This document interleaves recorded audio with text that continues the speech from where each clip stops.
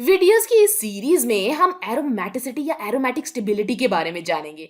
हम पहले ही देख चुके हैं कि ब्रोमीन प्रोडक्ट्स के तौर पर इनैंशियमर्स बनाने के लिए आम एल्केन जैसे साइक्लोहेक्सेन के डबल बॉन्ड पर शामिल हो जाता है। अब अगर हम बेंजीन के साथ भी यही रिएक्शन करते हैं तो हमें अपनी प्रोडक्ट्स के तौर पर कुछ भी हासिल नहीं होगा, यानी कि इस सूरत में कोई भी रिएक्शन अमल में आएगा ही नहीं। इसलिए बेंजीन साइक्लोहेक्सेन से ज्यादा स्टेबल होता है। सबसे पहले शायद आप सोचें कि बेंजीन की स्टेबिलिटी इसके कॉन्जुगेटेड होने की वजह से है, लेकिन मुताद्दिद तजुर्बात से ये जाहिर हुआ है कि ये हमारी तवक्को से भी कहीं ज़्यादा मुस्तहकम होती है। और इस इजाफी स्टेबिलिटी को एरोमेटिसिटी या एरोमेटिक स्टेबलाइजेशन कहा जाता है। तो बेंजीन एक एरोमेटिक मॉलिक्यूल है। चलिए ये देखते हैं कि कोई भी चीज़ एरोमेटिक है या नहीं, इस बात का तयन करने का मयार या क्राइटेरिया क्या है। अच्छा, तो अब कोई भी कंपाउंड एरोमेटिक तब होता है जब इसके पास ओवरलैपिंग पी ऑर्बिटल्स मौजूद हो। और इसी तरह अगर मॉलिक्यूल प्लेनर हो तो यही पी ऑर्बिटल्स को ओवरलैप होने की या ओवरलैप करने की इजाजत देता है। ऐसे कंपाउंड की रिंग में 4n+2 पाई इलेक्ट्रॉन भी होने चाहिए, जिसमें n बराबर होता है 0, 1, 2 या किसी और पॉजिटिव इंटीजर के, यानी कि मुस्बत पूरे नंबर के। इसे हुक्कल्स रूल कहते हैं। चलिए बेंजीन को थोड़ा और तफसील से देखते हैं।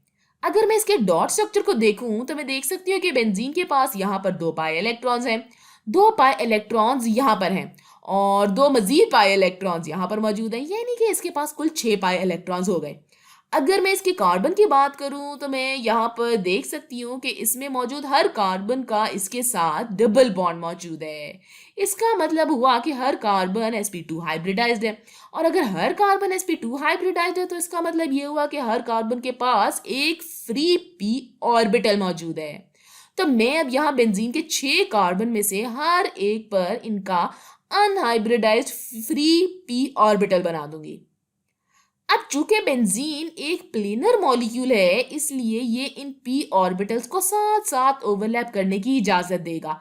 तो आपको यहाँ इन p ऑर्बिटल्स की साथ साथ या साइड बाय साइड ओवरलैपिंग मिलेगी और इस तरह बेंजीन के पास एक मुसलसल ओवरलैपिंग p ऑर्बिटल पर मुश्तमिल रिंग मौजूद होती है।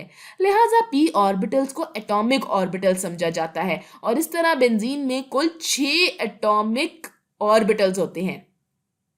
एमओ थ्योरी के मुताबिक ये 6 एटॉमिक ऑर्बिटल्स का वजूद खत्म होने वाला है और हमें इसकी बजाय 6 मॉलिक्यूलर ऑर्बिटल्स मिलेंगे। लिहाजा बेंजीन के पास 6 मॉलिक्यूलर ऑर्बिटल्स होते हैं। इस वीडियो में इन मॉलिक्यूलर ऑर्बिटल्स को बनाना थोड़ा मुश्किल हो जाएगा, इसलिए आप बेंजीन के 6 मॉलिक्यूलर ऑर्बिटल्स की अच्छी सी डायग्राम अपनी किताबों में जाके देख लें।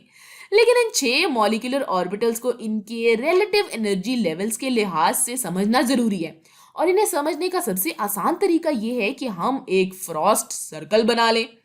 यहाँ मैंने पहले ही एक गोल दायरा बनाया हुआ है और दायरे के अंदर हम एक हेक्सागोन बनाएंगे। चूंकि बेंजीन 6 मेंबर पर मुश्तमिल एक रिंग होती है, इसलिए हम अपने फ्रॉस्ट सर्कल में एक हेक्सागोन बनाएंगे।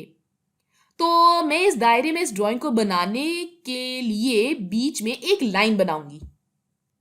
जब आप अपने पॉलीगॉन को अपने फ्रॉस्ट सर्कल में बना रहे हो तो आप हमेशा नीचे से शुरू किया करें। यहाँ हमारे पास हमारे फ्रॉस्ट सर्कल में एक 6 रुख वाली या 6 साइडेड फिगर मौजूद है। फ्रॉस्ट सर्कल के बारे में अहम नुक्ता यह है कि जहां आपका पॉलीगॉन आपके दायरे से मिलता है या इंटरसेक्ट करता है, वो पॉइंट दरअसल मॉलिक्यूलर ऑर्बिटल की एनर्जी लेवल को जाहिर करता है। जैसे कि यहाँ पर ये इंटरसेक्शन, यहाँ ये इंटरसेक्शन और इसी तरह यहाँ पर ये इंटरसेक्शन और फिर चारों तरफ ये इंटरसेक्शन, ये तमाम एनर्जी लेवल को जाहिर कर रही है।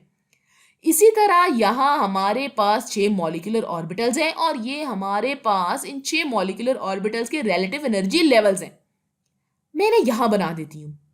हमारे पास 3 मॉलिक्यूलर ऑर्बिटल्स बीच वाली लाइन के ऊपर मौजूद हैं और इनके पास ज्यादा एनर्जी है। हम जानते हैं कि इन ऑर्बिटल्स को एंटी बॉन्डिंग मॉलिक्यूलर ऑर्बिटल्स कहा जाता है। तो ये एंटी बॉन्डिंग मॉलिक्यूलर ऑर्बिटल्स हैं जिनकी ताकत सबसे ज्यादा है। अब अगर हम यहाँ नीचे देखें तो 3 मॉलिक्यूलर ऑर्बिटल्स यहाँ इस बीच वाली लाइन के नीचे मौजूद हैं। ये हमारे बॉन्डिंग मॉलिक्यूलर ऑर्बिटल्स हैं और इनकी ताकत या एनर्जी कम होती है। अब अगर हमारे पास कुछ ऐसे मॉलिक्यूलर ऑर्बिटल्स हों जो कि बीच वाली लाइन के ऊपर मौजूद हों तो वो नॉन बॉन्डिंग मॉलिक्यूलर ऑर्बिटल्स होंगे। अब हम अपने मॉलिक्यूलर ऑर्बिटल्स में पाई इलेक्ट्रॉन्स भरेंगे। याद रखें कि बेंजीन के पास 6 पाई इलेक्ट्रॉन्स होते हैं, तो मॉलिक्यूलर ऑर्बिटल्स को भरना बिल्कुल इलेक्ट्रॉनिक कॉन्फ़िगरेशन जैसा ही होगा। इसमें आप पहले सबसे कम ताकत वाले मॉलिक्यूलर ऑर्बिटल को भरेंगे और हर ऑर्बिटल इलेक्ट्रॉनिक कॉन्फ़िगरेशन की तरह अपने पास 2 इलेक्ट्रॉन्स रख सकता है। तो अब हम इन इलेक्ट्रॉन्स को सबसे कम ताकत वाले बॉन्डिंग मॉलिक्यूलर ऑर्बिटल में बना देंगे। अब हमें मजीद 4 पाई इलेक्ट्रॉन्स की फिक्र करनी है, तो इन्हें भी बना देते हैं। तो इस तरह मैंने बेंजीन के मॉलिक्यूलर ऑर्बिटल्स को मुकम्मल तौर पर भर दिया है। मैंने यहाँ तमाम 6 पाई इलेक्ट्रॉन्स को जाहिर किया है। अगर मैं हुक्कल्स रूल के बारे में सोचूं, यानी कि 4n+2 के बारे में, तो मेरे पास यहाँ 6 पाई इलेक्ट्रॉन्स हैं। लिहाजा अगर n बराबर है 1 के, तो ये बिल्कुल हुक्कल्स रूल के मुताबिक ही हो जाएगा। चूंकि 4 ज़रबे 1 होता है 4, इसमें 2 जमा कर ले तो हो जाएगा 6। तो मुझे कुल 6 पाई इलेक्ट्रॉन्स मिलेंगे और इस तरह ये 6 पाई इलेक्ट्रॉन्स हुक्कल्स रूल के एन मुताबिक हैं। अगर आप फ्रॉस्ट सर्कल को देखें और मॉलिक्यूलर ऑर्बिटल्स को देखें, तो हम हुक्कल्स रूल को थोड़ा बेहतर तौर पर समझ सकते हैं। लिहाजा अगर मैं यहाँ नीचे मौजूद इन 2 इलेक्ट्रॉन्स के बारे में सोचूं, तो आप इन्हें देखकर ये बता सकते हैं कि हुक्कल्स रूल में ये 2 कहाँ से आया है। फिर अगर मैं यहाँ इन 4 इलेक्ट्रॉन्स के बारे में सोचूं, तो ये होगा 4 इलेक्ट्रॉन्स ज़रबे पॉजिटिव इंटीजर यानी कि 1, तो 4 ज़रबे 1 जमा 2 होगा 6 इलेक्ट्रॉन्स। और यूं हमने बेंजीन के बॉन्डिंग मॉलिक्यूलर ऑर्बिटल्स को भर दिया है, जो कि बेंजीन को इजाफी स्टेबिलिटी देते हैं, जिसे हम एरोमेटिसिटी या एरोमेटिक स्टेबलाइजेशन कहते हैं। इसलिए बेंजीन एरोमेटिक होता है। अब अगली चंद वीडियोस में हम एरोमेटिक कंपाउंड्स और आयंस की कई दूसरी मुख्तलिफ मिसालें देखेंगे।